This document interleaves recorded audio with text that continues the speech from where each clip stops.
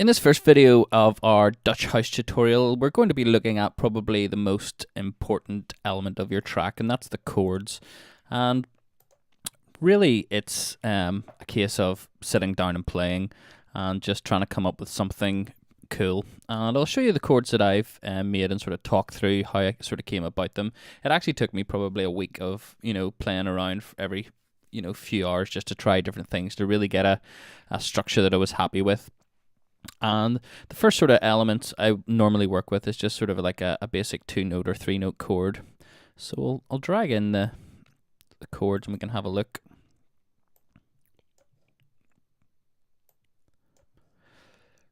I'll drag in a silent as well, and I'll just build a basic synth patch. So I'm going to initialize the preset and take off retrig. Add just about 4 voices, a bit of detune, and I'll play these back.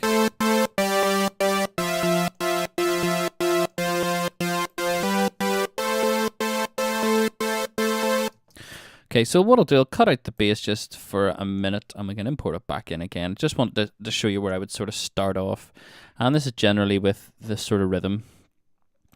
And what you want to look for is like a uniform rhythm. There's like a 3-note looping rhythm that happens all the way through this.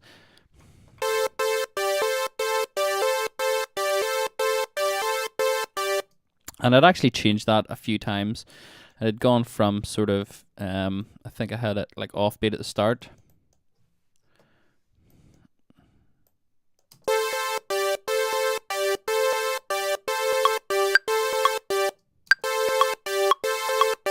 But I found it sort of a bit too unstable, so I sort of put the note on the start of the beat and just had like that sort of 3-note stab.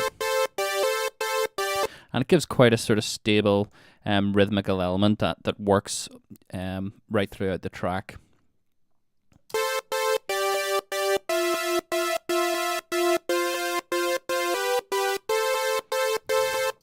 And then when we add this sort of lower note in, you can hear it sort of progresses up a bit.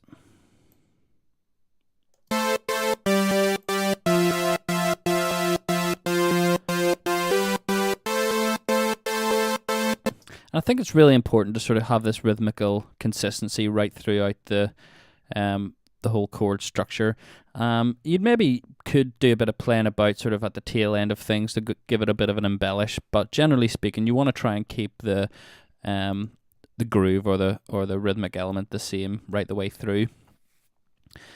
So once I've sort of got this basic chord, and this did take me quite a while to of just playing about and messing with different chords and various things. Took me probably about a week, as I said. And there's a few elements that I really like, and I really like this sort of these chords here. I'll actually go into silent and just make sure all the chords are being played.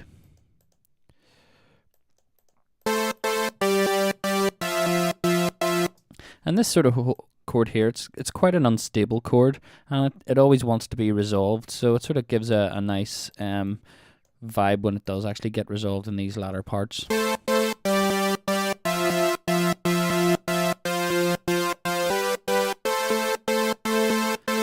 And it sort of starts at the same note as it ends on, and again this sort of creates an element of sort of comfort and relaxedness when it sort of gets back round to that. You sort of feel as if it's in the right place. So I'll add in just another octave. So copy and paste, and this will just fill it out. So I'm going to just add a lower octave.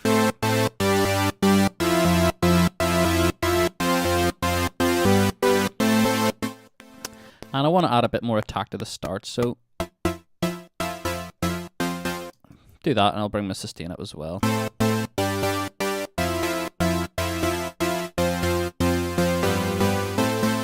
And we don't need a lot of release on this because we're going to be using sort of reverb to give ourselves that space, so we want it sort of quite stabby.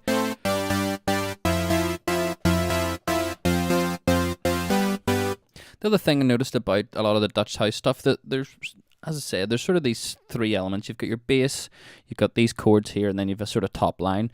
And generally speaking, these sort of middle chords weren't particularly detuned. They also didn't sound sort of too fuzzy. And then the top line on top of that sort of added a bit more detune. So I'll duplicate this and we'll add in our top line.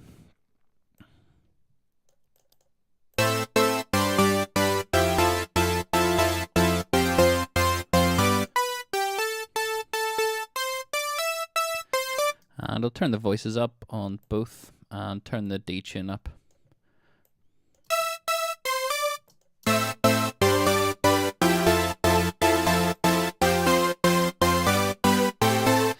And again, this top line is playing the exact same rhythm as the chords.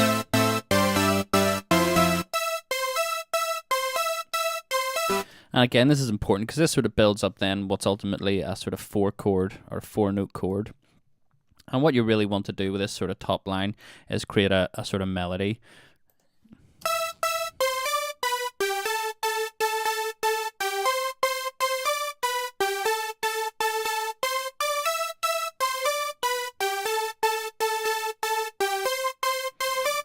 The other thing about it is if you look at both halves, you've got sort of almost a bit of repetition here. You know, it's going down and then stays on, and then up a bit and down again and stays on.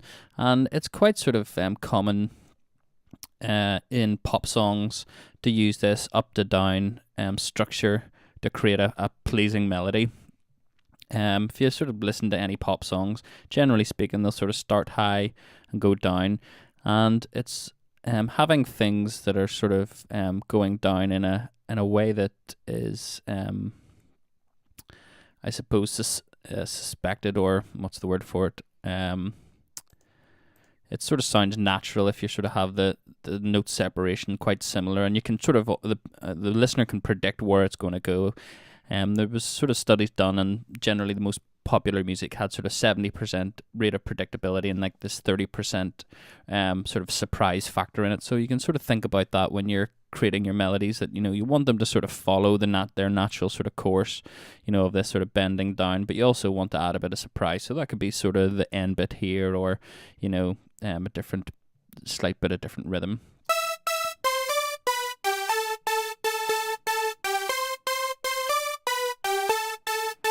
And we've also got these elements here, and these are notes sort of drop down below where you would sort of predict it. And these happen at fairly regular intervals as well. So that sort of keeps that stability as well, but adds sort of a bit of a flourish. We'll hear them both together again.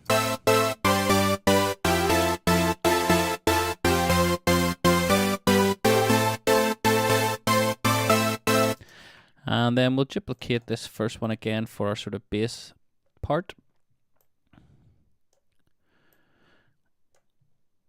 And again, the bass part follows somewhat a similar structure to this bottom line here. So I'll just get that pitch down a bit.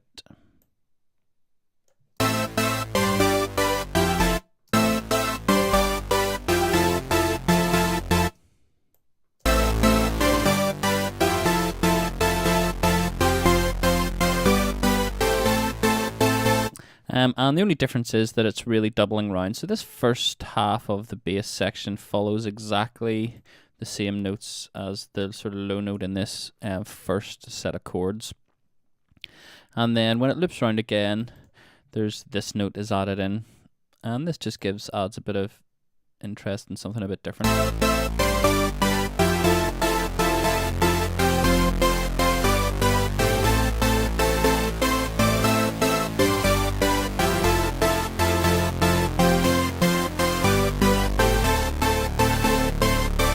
So it adds a sort of, the difference between these two notes is this sort of adds stability and sort of makes sense, and it's where you expect it to go. And this note, I think it's like a fifth down, it sort of adds slightly more instability. So it's sort of, you want it to resolve back up to the start again. So it just takes away a bit of the repetition and also creates a sort of a foreboding sort of end that wants to be resolved right back to the start, which is sort of a pleasing sound.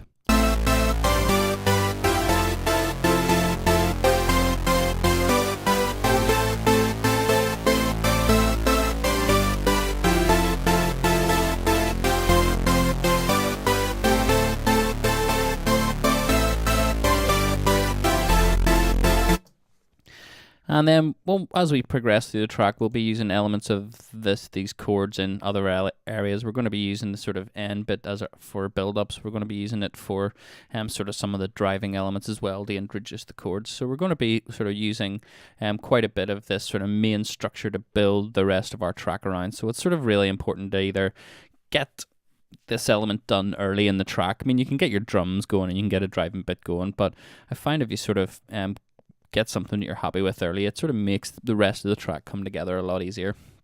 So there we go, there's our chords built. And in the next video, we're going to start looking at our drums.